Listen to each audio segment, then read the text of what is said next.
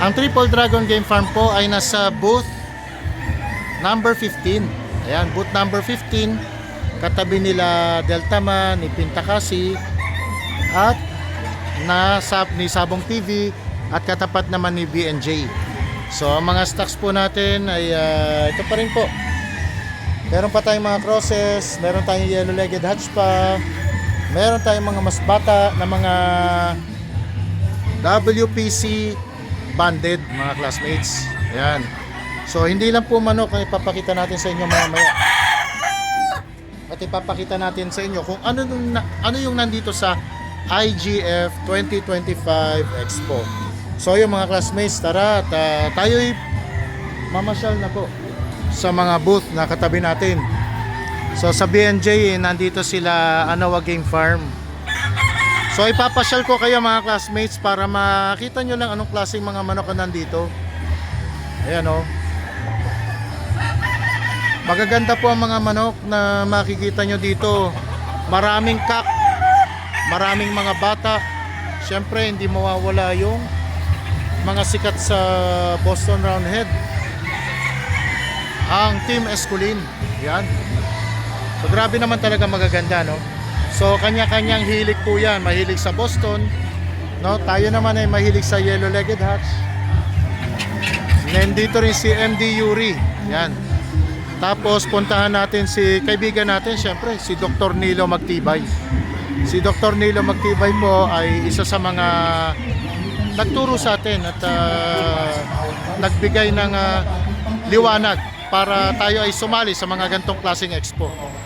So ayan mga classmates, yan ang dala ni Dr. Nilo Magtibay. Siyempre signature line na gold, no? May mga sweater butcher din dito. Siyempre yung kanyang mga Walton hatch, yan, no? Kay Dr. Nilo Magtibay pwedeng kilatisin, no? Pwedeng hipuin, yan. So punta naman tayo sa iba. Ay, hindi, dito nakalimutan natin si ARN. Mukhang sold out na yung white hatch niya. Ewan ko lang kung may darating pa. Ayan. So punta tayo dito mga classmates sa banda rito. Meron din kalapate, no? Yung mga kalapatids natin dyan, meron dito kay Jason Kaunan. Yan. So ikot tayo mga classmates. Tignan natin ulit yung yung alam ko nandito yung kay kay Firebird. So silipin natin kung bukas na at kung anong manok ang meron sila. So ito Mike Decena, no? May mga bulik din siya, itim, maraming pulit, no? Ito kay Sir B-Boy Enriquez, yung mga white kelso.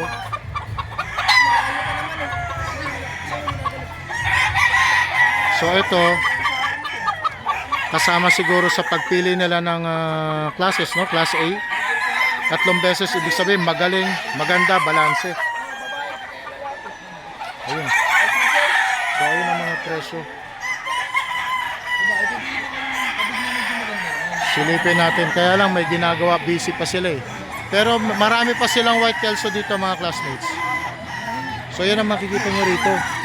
Tapos dito naman yung kay Michelle Bennett, no, yung Iron Lady. Tignan natin mga classmates anong kilatisin natin, anong klase mga manok meron.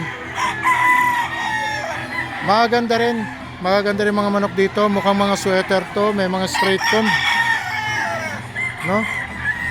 Mga pongkan talaga makikita nyo. Medyo sarado pa kasi. So silip tayo sa iba mga classmates. Tapos nandito naman yung kay Maalab Game Farm, no? Ayan. So yung may number sila. Makikita nyo rito, meron silang mga secret white, no? Boston white siguro. Tapos merong mga kulay pula din. At syempre hindi mawawala dito yung kanilang pinakamahal na gray, no? 200,000 LDTs gray. So ano ba yun? Mukhang wala na rito, mukhang naubos na. Ito 100,000 puti, no? So Si Maalab Game Farm ay I think protege ni Lance De La Torre. Kaya meron siya mga authentic na LDT lines. Ayan 50,000 sold Boston. Boston Roundhead 50,000 authentic. So punta tayo doon mga classmates. Dito merong kay James Uy na moneymaker. Ayan. Karamihan mga puti, mga off color, bulik, puti. Lapitan natin mga classmates. Silipin lang natin. So ito yung mga niya. Banded.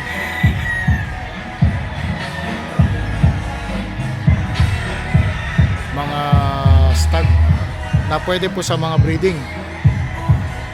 Karamihan puti. Ayan. Daming puti Dami nilang manok dito mga classmates. May mga pullets din. Tapos dumako tayo dito. Meron tayo ditong dalawang kuyang Siyempre tingnan natin dito, nadaanan natin si Idol Sunny Lagon. Kuya, sisilipin lang saglit Sisilipin lang saglit.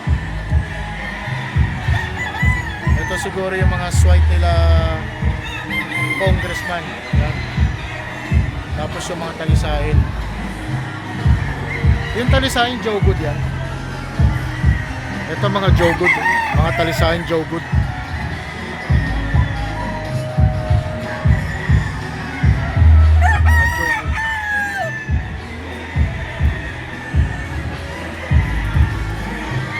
Joe Good Gray. Yan. So yun. Dumako naman tayo dito sa nagmamanok na rin pala to si Shinshin. Battle Stag 5,000. John Bishop Kelso Tornado Hatch. Dito tayo kay Honey Yu. Yan, kay Honey Lukban. Tingnan natin yung bulik. Black bulik Tapos may brass back. Yun. Marami rin palang bulik si Honey. Yun. So tingnan natin dito mga classmates. Napakagandang pumunta rito kasi hindi lang naman yung mga binebentang manok ang tinitignan natin dito, kundi yung mga trend.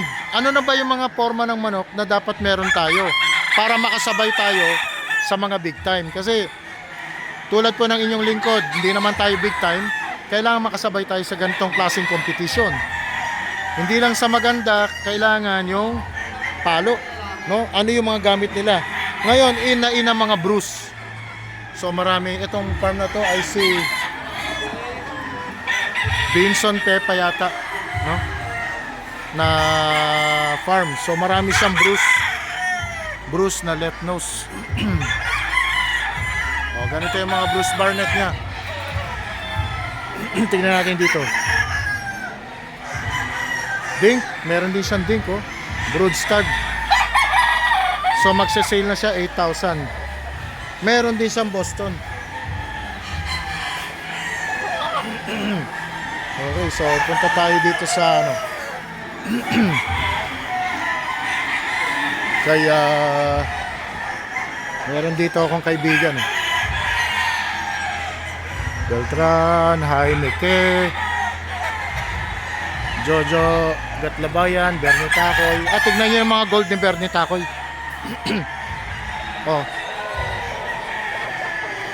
Meron din siyang bangkas Siguro may lahi din gold to ang dami yung gold dito. Tapos dark yung paa. Dark yung paa, marami. So iba-iba siguro ng lahi ng gold nito.